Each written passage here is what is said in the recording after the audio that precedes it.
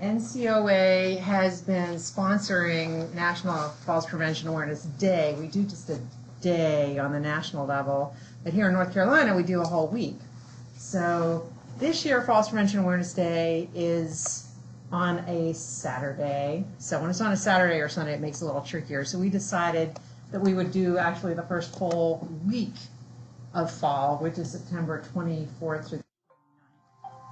So that's the reason for that.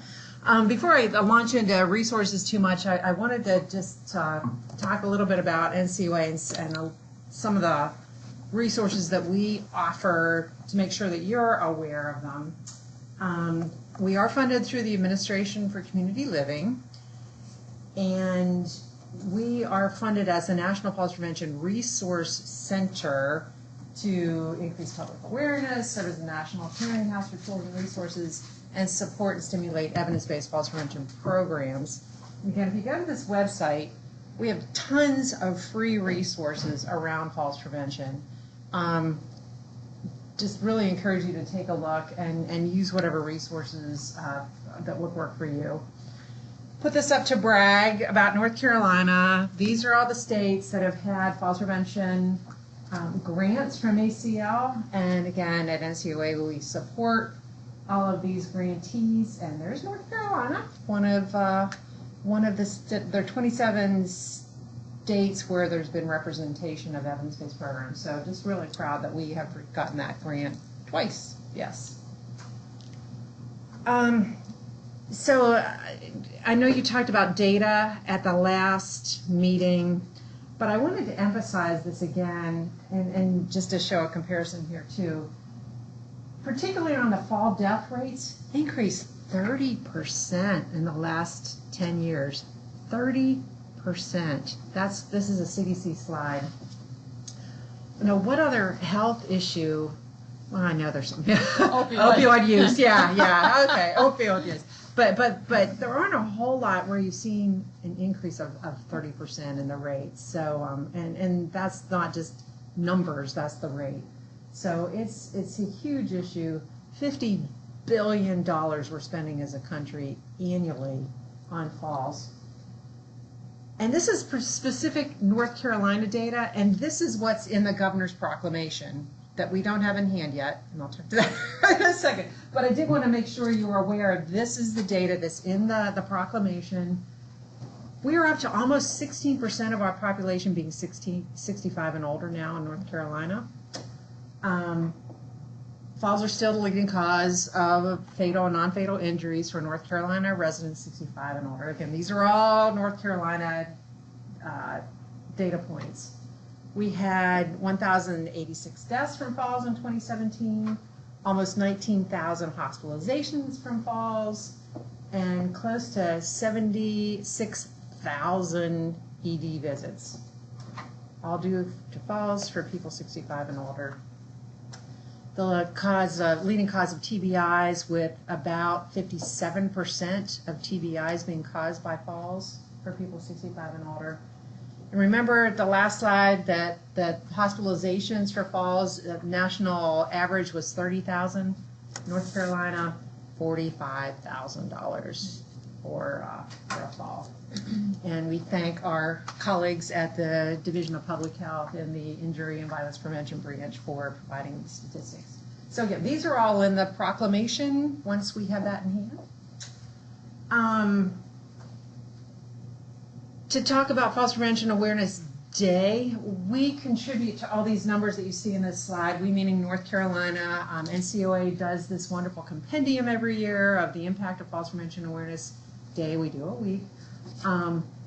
But you can see 87 million people reached last year for Falls Prevention Awareness Day. Had lots of caregivers and almost 32,000 participating in evidence-based programs, and over 19,000 screened for falls risks. And some of those coming out of our state, and some of the events like Mary Hall, if you're still on, what you guys do out there, and what's happening in the West and in this the Metro Lina area. So we contribute to all that. There is the Falls Prevention Awareness Day Impact Report.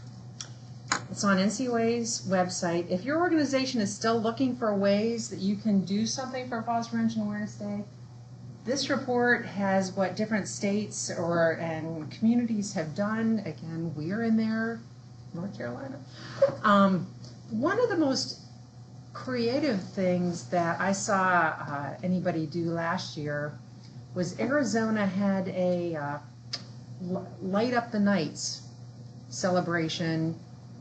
I shouldn't say celebration, observation for people who had passed away from a fall in the past year. So they had, kind of like the Alzheimer's Walk that's in memory of people who have died of Alzheimer's. They did Light Up the Nights in memory of people who had died from a fall in the past year, just to bring more attention and awareness to it, which I thought was a really creative thing to do. So just to throw that out as an idea. But again, looking for ideas, that Falls Prevention Awareness Day Impact Report, we do it annually. Take a look at that. There is a Facebook Live event on September 20th, and that will focus on medications. In fact, it will be at a pharmacy with a pharmacist talking about medication reviews, medication use and misuse. So you are more than welcome to take a look at that on September 20th at 3 p.m. There's a Twitter chat on September 25th at 2:30 Eastern.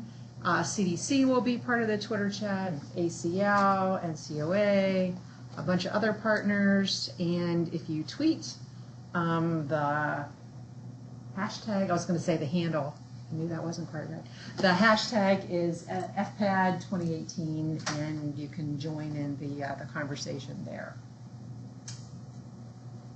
So we had talked about actually going to the NCOA website for this, but we won't do that now. We'll see how we are in time.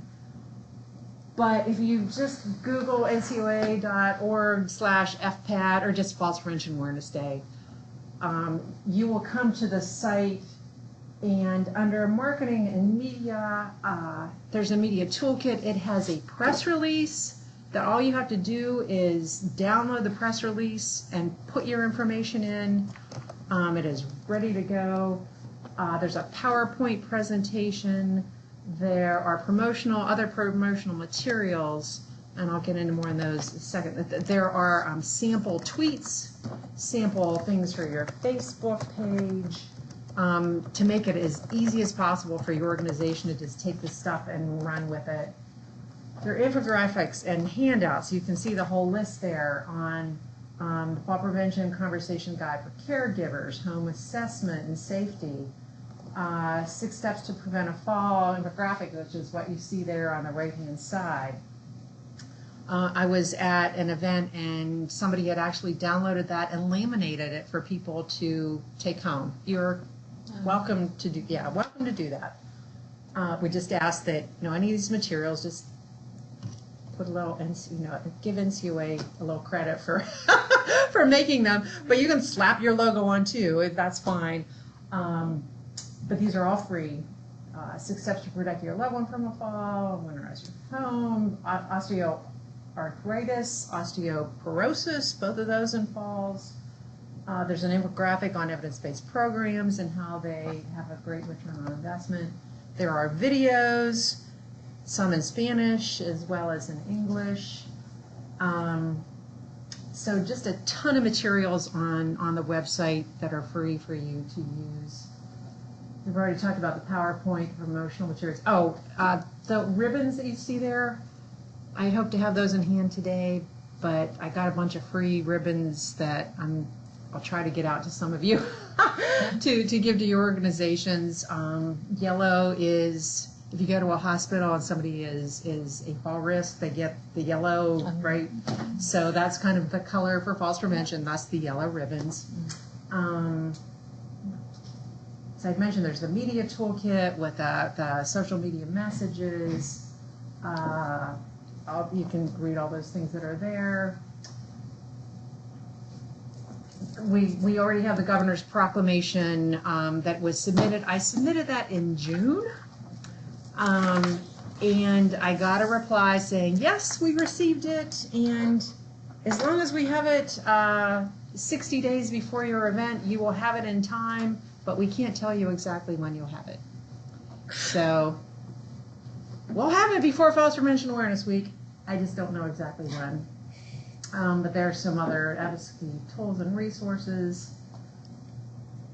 So this I particularly wanted to mention, the Falls Free Photo Contest, because UNC Asheville, well, I think it was UNC Asheville, but you guys had submitted a couple photos that were winners previously. But if you do take any photos at your organization, please submit them for the photo contest. The deadline's not until October 26th, so you can submit those.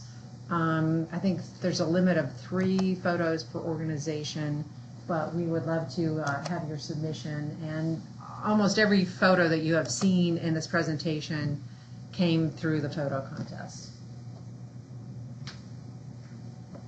And this, we do a Matter of Balance here in North Carolina. We do Tai Chi, but there are a lot, and other programs, but there are a lot of evidence-based programs now that ACL will fund through Title IIID or through the Prevention of Public Health grants like North Carolina has. So it's more than just a Matter of Balance and Tai Chi.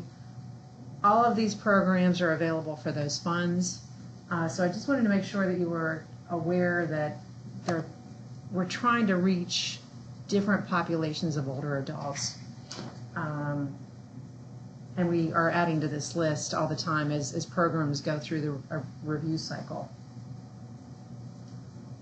As I mentioned, it should arrive soon. Yeah. I actually had people check the mail at UNC today to see if it had come today, and it is not. But the good thing is we get it in a PDF as well, so as soon as I get that PDF, I will shoot that out to everybody. So that was just a real quick overview. There was another piece. If you can see these folks in the picture, and they have all these numbers on. This was a photo contest winner. That's their ages. Right. So yeah, cool. Yeah. Which some of these, and this is from California. Like, man, some of these people, even if you look closer at the photos, there's no way you would know that, like, she's 95. Just amazing. So yeah, any questions about anything?